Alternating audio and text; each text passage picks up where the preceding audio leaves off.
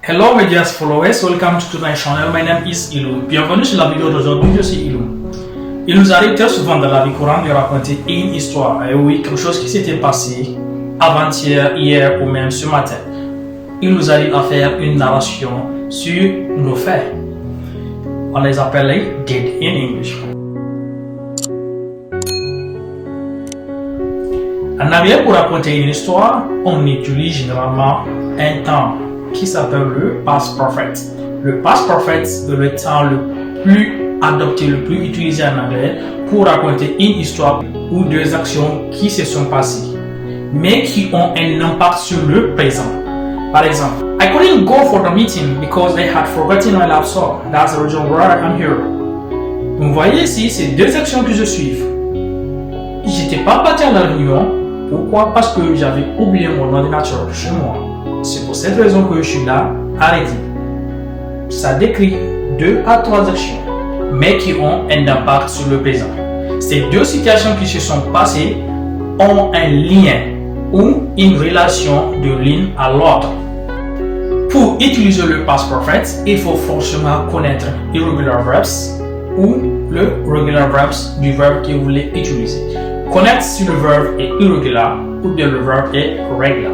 Il faut connaître le past participle of the verbs avant son utilisation dans la phrase. Sinon, le past perfect sera incorrect. Le past perfect se conjugue également à l'aide du verbe to have, qui veut dire avoir en français. Mais là, on utilise le past participle of to have pour avoir had. Pour conjuguer le past perfect en français ou en anglais, on dit sujet means subject plus had plus le had plus participle of the verbs plus le participe passé du verbe utilisé plus complement plus le complément. Il y a également des mots-clés qui suivent généralement le past perfect. Ce sont le just, when, before, after, and so on so forth. Example, I had just stepped outside.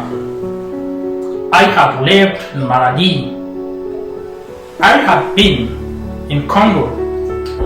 When I was there, Musa had already gone. Before being in the classroom, the lecturer had already finished the exam. I had just stepped outside when it started raining.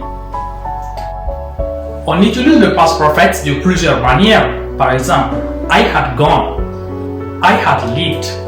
Là, vous voyez que la phrase est incomplète. C'est une phrase courte. I had lived. I had gone. Merci beaucoup d'avoir suivi cette vidéo. N'oubliez pas le like, partagez à vos amis, posez-moi aussi toutes les questions au niveau de la barre de commentaires si vous en avez. Merci.